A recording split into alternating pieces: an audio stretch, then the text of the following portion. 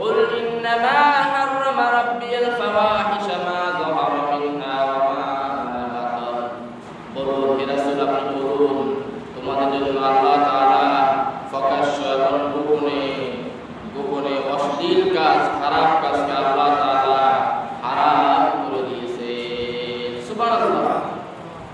তাহলে অশ্লীল কাজ, খারাপ কাজ, অন্যায় কাজ প্রকাশ্য এবং গোপনে আল্লাহ তাআলা কি করছেন? হারাম করে দিয়েছে। কি করছেন? হারাম করে দিয়েছে। অনেকে আছে না বড় বড় শয়তানি করছে, বলে কি না অন্যায় কাজ করার পরে, ঘুষ খাওয়ার পরে বা খারাপ কাজ করার পরে, জুয়া খেলার পরে বলো হুজুর একটু শয়তানি করলাম, এই হুজুর বেডে খেলি না বা একটু বেডে খেলি না, একটু শয়তানি করলাম। আছে কি না এরকম? আছে। বলো কি একটু শয়তানি করলাম, সার বেড়ে একটু চা খাওয়ার কি বেড়ে কি খেলতেছি। আছে কি না এরকম? মানে এটা কি মনে হয় সেই জায়েজ করে। আবার কিছু কিছু লোক এর পক্ষে গা হুজুর এতারা বেড়ে খেলে না, এতারা একটু এই শয়তানি করতে সময় পার করতেছে, মানে এর থেকে এটা জায়েজ করে। আছে কি না এরকম লোক? আছে কি না? মানে অন্যায় কাজ এর সামনে হচ্ছে, যখন সে কেউ বাধা দেয়, কেউ নিষেধ করে, তখন অন্য লোক আসে কি করে এটার পক্ষে কি করে রায় দেয়, হুজুর এটা একটু একটু সময় কাটাতেছে, এই হুজুর একটু এটা তারা শয়তানি করতেছে, মানে এটা কি করে জায়েজ করে। বলেন এটা কি করে? জায়েজ করে। তো এটা আপনি কি জায়েজ করলে জায়েজ হবে না। হাজার হুজুর যদি বলে এটা জায়েজ, জুয়া খেলা, মদ খাওয়া, গাঁজা খাওয়া, অশ্লীল কাজ করা, বড় হুজুর যদি বলে এটা জায়েজ হবে? আপনি তো সাধারণ মানুষ, আমি তো সাধারণ মানুষ, ঠিক কি না? তো যারা অন্যায় কাজ দেখার পর চুপ থাকে, মুখ বন্ধ করে রাখে, আবার কেউ এটার পক্ষে এটার বিরুদ্ধে যখন অবস্থান নেয়, নিষেধ করে, আবার এই লোক গিয়ে কি বলে হুজুর এটা একটু শয়তানি করছে, বলে কি না? এই যে এক নবীর সময় হযরত দাউদ আলাইহিস সালামের সময় উনি যখন কোরআন এই কিতাব তেলাওয়াত করতেন, জাবুর কিতাব তেলাওয়াত করতেন। কোন কিতাব? জাবুর কিতাব। ওনার উপর নাযিল হয়েছে জাবুর কিতাব।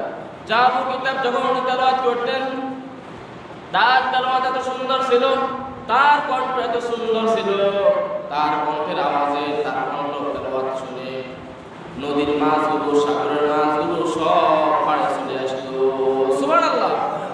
দাউদ আলাইহিস সালাম যখন তিনি জাবুর কিতাব তেলাওয়াত করতেন, তিনি যে কিতাব তেলাওয়াত করতেন জাবুর কিতাব, ওই কিতাব যখন তেলাওয়াত করতেন, সমুদ্রের যত মাছ আছে, নদী মাছ, বড় বিশাল বিশাল মাছ, সাগরে যত মাছ আছে, সব মাছগুলো পাড়ে চলে আসতো, একবারে নদীর পাড়ে চলে আসতো তার তেলাওয়াত শোনার জন্য। সুবহানাল্লাহ। এখন তো আমরা জুমার দিন সপ্তাহের শ্রেষ্ঠ দিন, ওই সময় শ্রেষ্ঠ দিন ছিল সপ্তাহে শনিবার। শনিবার আল্লাহ তাআলা মাছ ধরা হারাম করে দিয়েছে। শনিবারে মাছ ধরা হারাম করে দিয়েছে। তো মাছ ধরা যখন হারাম করে দিয়েছে, করার পরে আল্লাহ তাআলা আদেশ কার? আল্লাহ তাআলা। মাছ ধরা যখন শনিবারে হারাম করে দিয়েছেন, যে শনিবার হলো সপ্তাহের গুরুত্বপূর্ণ দিন, ওই সময় ছিল, তো কিছু লোক চিন্তা করলো দাউদ আলাইহিস সালাম যখন তেলাওয়াত করবে, তো শনিবার আমরা মাছ ধরবো না, শনিবার আমরা কি মাছ ধরবো না, কি করব?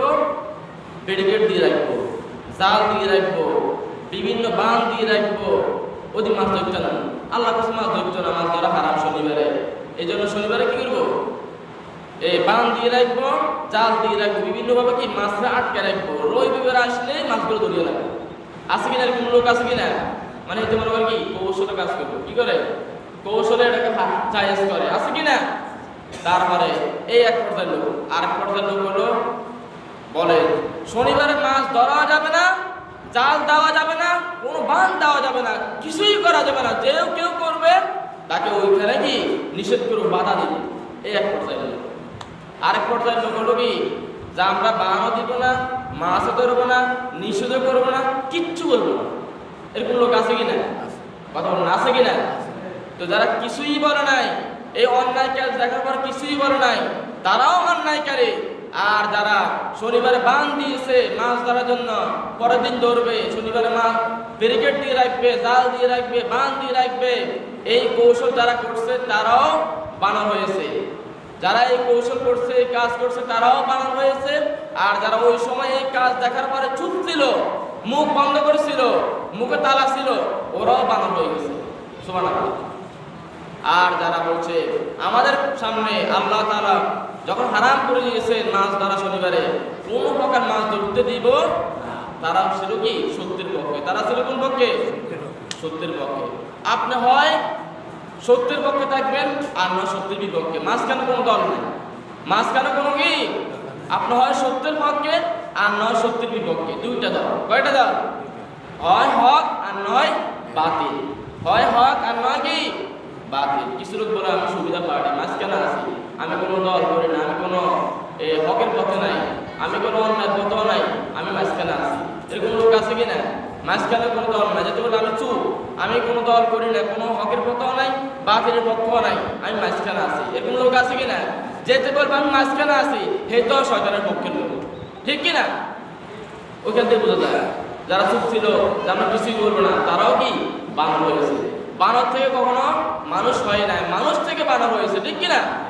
অনেকে বলে কি না যে বানর থেকে মানুষ হয়েছে, বলে না? কথা বলে না, বলে কি না?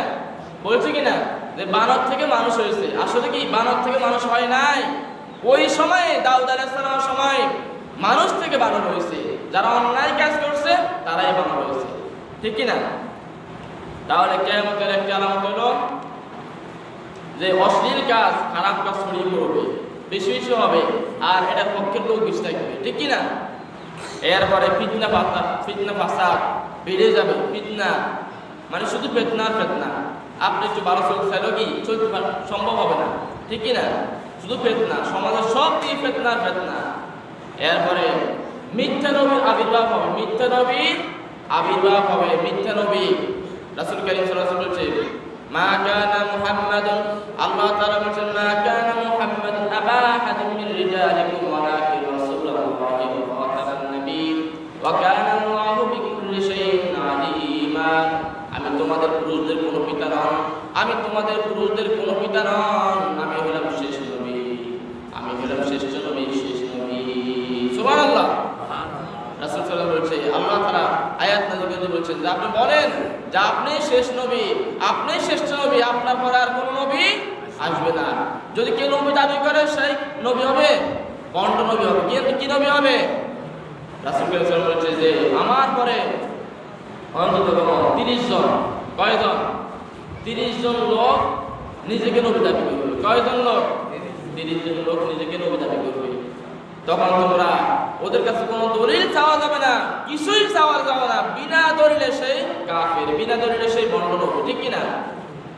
এরপরে অযোগ্য লোক সমাজের নেতৃত্ব দেবে, অযোগ্য লোক চেয়ারম্যান হবে, অযোগ্য লোক মেম্বার হবে, অযোগ্য লোক বিভিন্ন মাহফিলের বিভিন্ন অনুষ্ঠানে সভাপতি হবে, দেশ চালাবে, অযোগ্য লোক সব কিছু করবে, ঠিক কিনা?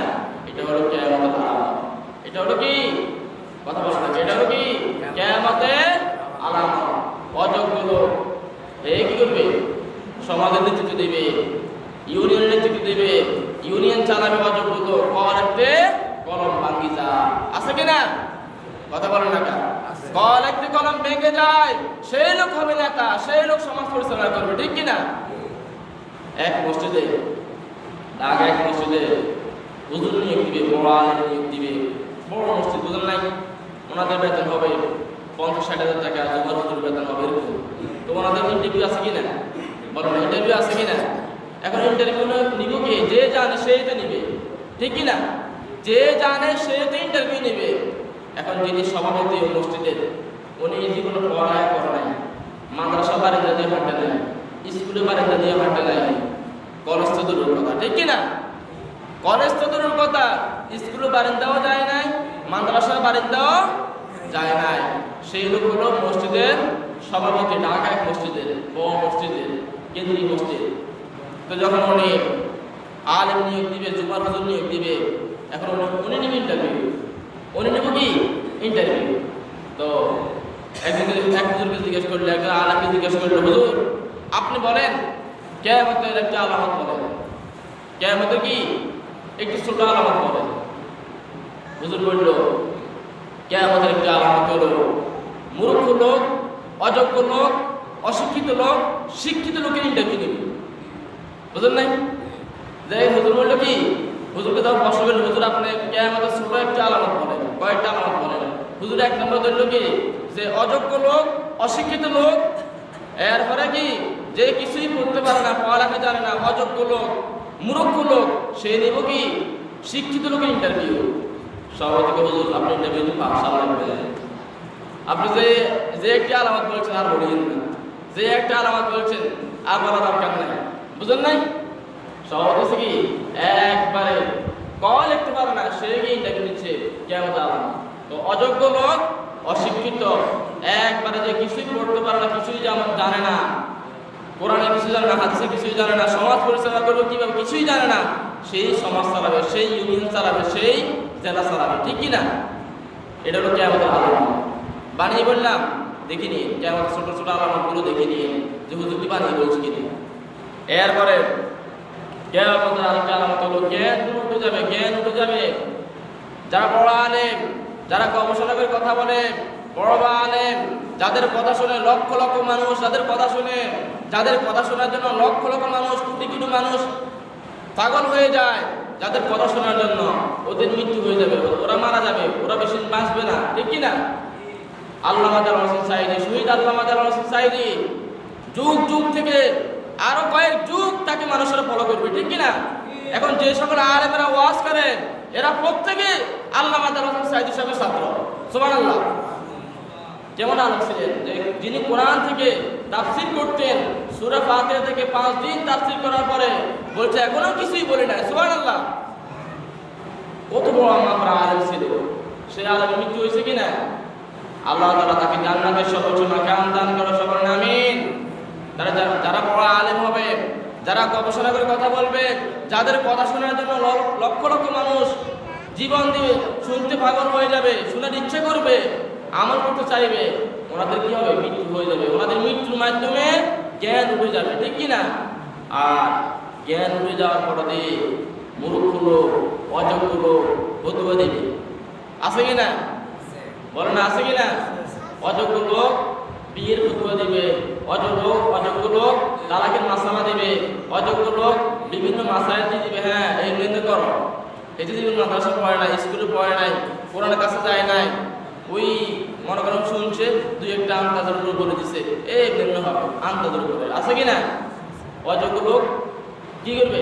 সমাধান দিবে। ঠিক কিনা?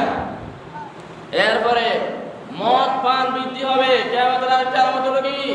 মদ খাবে, প্রকাশ্যে মদ খাবে। আমাকে লাইসেন্স দেন, লাইসেন্স দিলে আমি কি করবো? প্রকাশ্যভাবে মদ খাবে। আছে কিনা? লাইসেন্স দেওয়া হবে, তিনি কি করবে? বন্ধু বান্ধব নিয়ে, কয়েকজন বন্ধু বান্ধব নিয়ে প্রকাশ্যভাবে মদ খাবে। হয় কিনা? প্রকাশ্যভাবে জুয়া খেলবে, প্রকাশ্যভাবে ওপেনলি সেই সুদ খাবে, ঘুষ খাবে। আছে কিনা? এগুলো হলো কিয়ামতের আলামত। এগুলো কি? কিয়ামতের আলামত। এই কথাগুলো আপনার জীবনের সাথে, আমাদের জীবনের সাথে বাস্তব কিনা? বাস্তব কিনা? অবশ্যই বাস্তব। তাহলে মদ পান বাড়ছে কিনা? মদ খাইতে টাল হয়ে গেছে, টাল হয়ে পড়ে গেছে। বউ বলতো, তার স্ত্রী বলতো কি হলো? বলছে মা কিছু হয় না। হয় কিনা? কথা বলো না। বাবা খেয়েছে, বাবা কি খেয়েছে? বাবা খেয়েছে, ইয়া বাবা নাকি যে দেখো বাবা খেয়েছে। মদ খাওয়ার পরে টাল হয়ে পড়েছে, মাথা টাল হয়েছে। এখন স্ত্রী কি মা বলতেছে, স্ত্রী কি মা বলে, বলে কিনা? আসলে আমি তো বলি না, আমি টাল ছিলাম ওই সময়, আমি কি ছিলাম? অজ্ঞান ছিলাম, টাল ছিলাম, টাল। ঠিক কিনা? তাহলে মদ পান বৃদ্ধি হবে ওই সময়। কিয়ামতের একটি আলামত হলো মদ পান মানুষরা প্রকাশ্যভাবে খাবে। এটা যে অন্যায়, এটা অন্যায় মনে করবে না। ঠিক কিনা? এরপরে সময় সংক্ষিপ্ত হবে। আল্লাহ তাআলা কোরআনে কারীমে ইরশাদ করেন, কান্নাহুম ইয়াওমা ইয়ারাউনাহা লাম ইয়ালবাসু ইল্লা আশিয়াতান আও দুহাহা।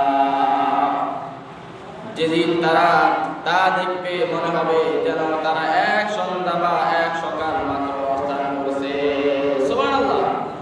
আল্লাহ তাআলা কোরআনে কারীমে ইরশাদ করেন, কান্নাহুম